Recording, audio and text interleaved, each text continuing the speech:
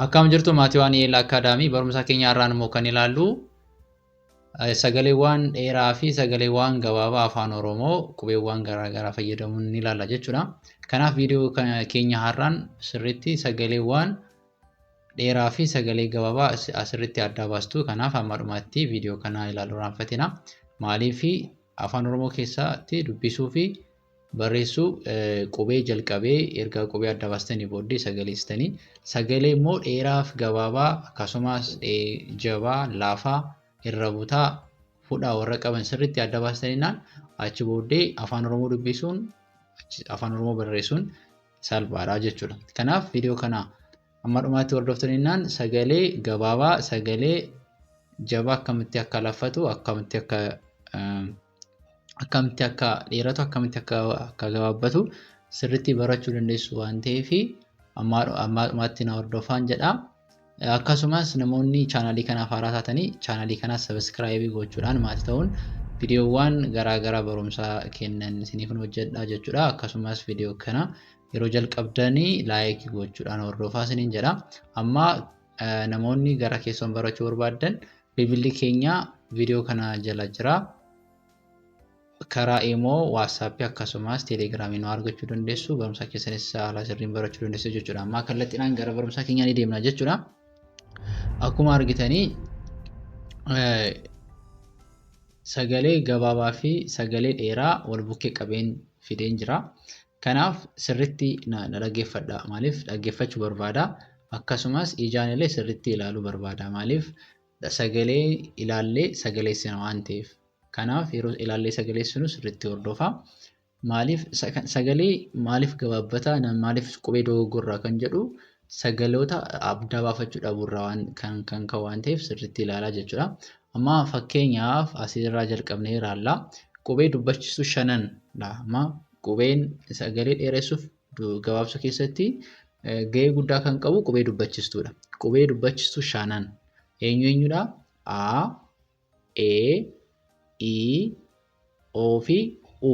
Warri kun gahee guddaa qabu gabaabsuu fi dheeressuu keessatti. Kanaaf qubeewwan dubbachiistuu kun tokko tokko ta'anii yeroo dhufanii qubee dubbachiistuu A ta'es qubeen dubbachiistuu warri kaan tokko tokko ta'anii dhufu taanaan qubee dubbifamaa biratti tokko tokko ta'anii dhufu taanaan sagaleen sun qubeen sun akkamitti dubbifama? Gabaabsinee dubbisna jechuudha. Gabaabsinee dubbisna. Yoo sagaleen sun immoo yookiin immoo qubeen dubbachiistuu lama ta'anii dhufan immoo sagaleen sun akkamitti dubbifama? Sagaleen sun akkasitti dheeratee dubbifamaa jechuudha. Amma kallattiin kan argitanii sagaleen isaanii qubee dubbachiistuu tokko tokko qabu. As immoo qubee dubbachiistuu lama qabu. Eenyudha isheen qubee dubbachiistuu? Asii A, asillee A lama ta'anii dhufanii. Kanaaf warra asiin jiranii gabaabaadha. Warra asiin jiran immoo sagalee dheeraa qabu jechuudha. Kanaaf sirriitti na hordofaa. Amma asitti B jedha. B gabaabaan argitanii B bara jedha. Asitti immoo baala. Sirriitti isa dhaggeeffadhaa sagaleen amma baasaa jiru B jedha. Asii garuu bara baala jedha. Asitti asitti immoo baha.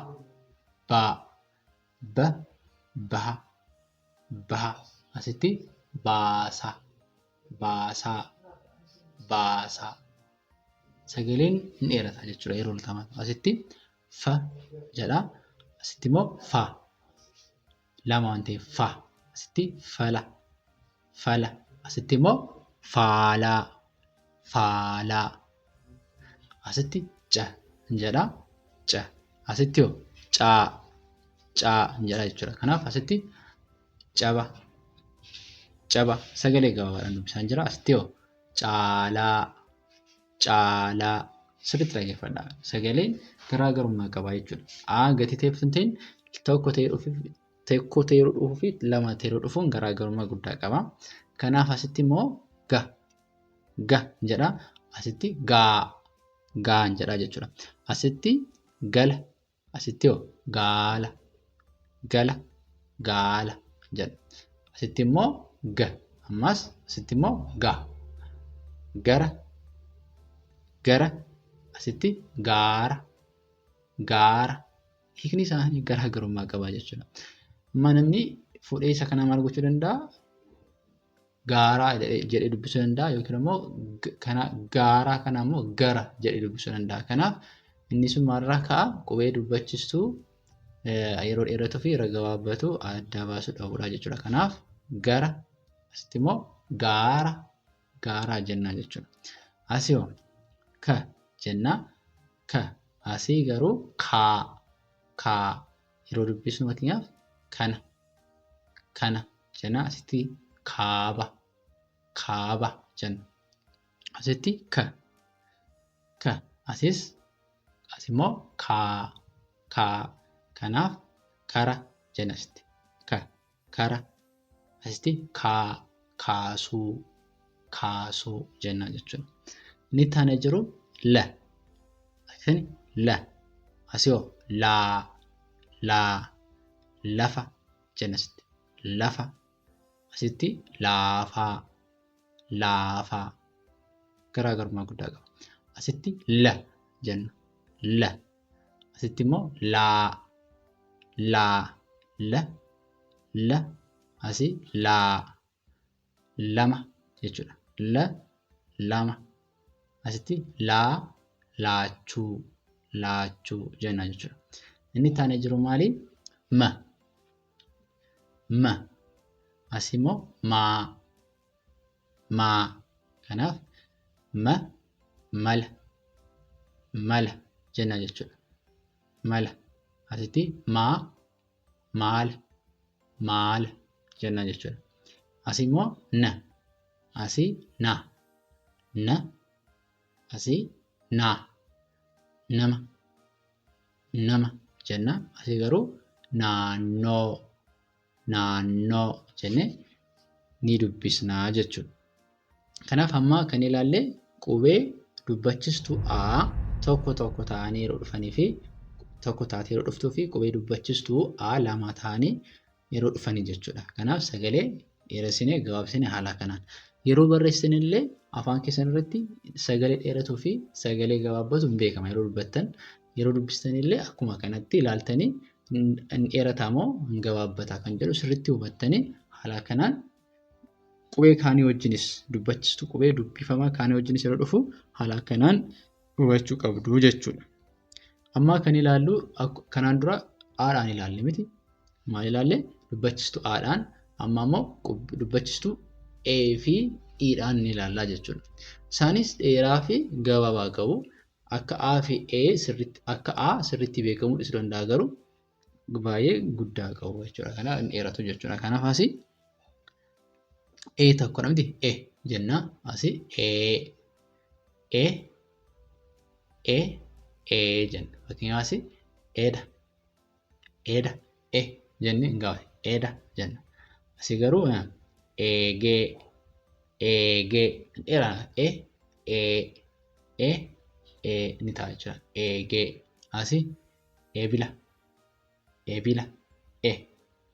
asii hoo eebba ni dheerataa jechuudha.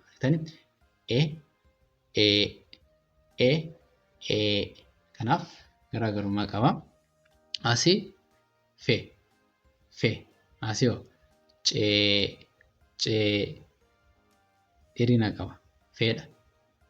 Feedha jenna asitti. Asii hoo ceekuu lama waan ta'eef sagalee keenyaan dheeressinaa ceekuu jedha jechuudha. Asii immoo gee ni ta'a jechuudha.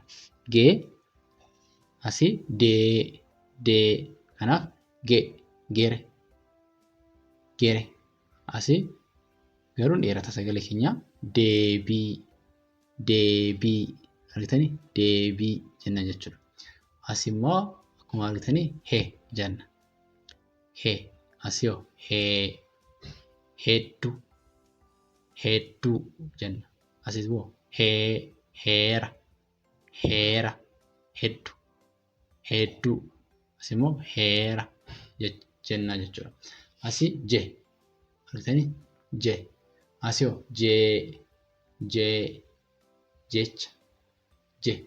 jecha jeeqa jenna jechuudha. Qubee dubbachiistuu immoo asii taa'anii jiru i'dha. I'is akkasuma dheeraa fi gabaabaa qabdi jechuudha. Asii bi jenna bi. Asii hoo bi. Asii immoo bii.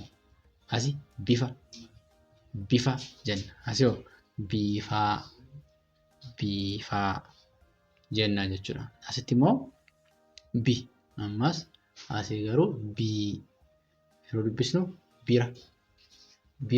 Asii hoo biiraa. Argitanii biiraa. Garaagarummaa guddaa qabaa jechuudha. Asii immoo dide jenna. Asii dii. Kanaaf dide. Asii immoo diiguu jenna jechuudha. Asii hi. Asii immoo hii jenna jechuudha. Kanaaf asii hima jenna. Asii garuu hiikaa jenna jechuudha. Dheerataa jechuudha. Taanee jiru maali? Asii ki jenna ki.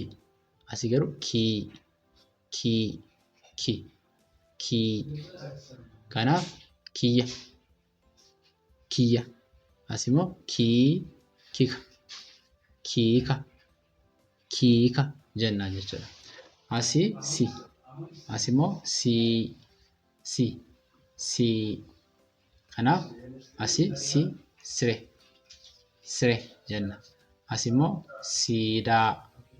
siidaa jennee haala kanaan dheeressinee dubbisuu dandeenya jechuudha. Kanaaf dubbachiistuu yeroo tokko argitanii sagalee keessan achuma gabaabsaa dubbisaa. Bakka gabaabsaa. I ta'uu danda'a. Yeroo lama taatu garuu dheeressaa. Xinnoo sagalee keessan xinnoo dheeressitu sanarra jechuudha. Jettanii dheeressitu jechuudha. Kanaan dubbisuu yeroo dubbistanis yeroo barreessitanis adda baasuun barbaachisaadha jechuudha.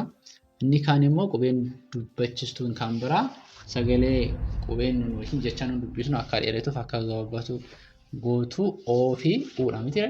Isaan immoo ni ilaalaa jechuudha. Asii bo jenna. Asii boo. Kanaaf sirriitti ilaala. Bona jenna. Asii immoo boonaa. Garaagarummaa qaba. Asii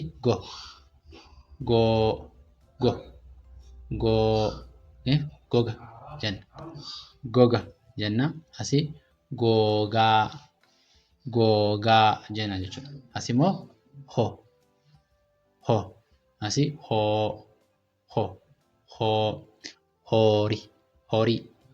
horii jenna. Asii hoolaa ni dheerataa jechuudha asitti. Asii asii immoo koo.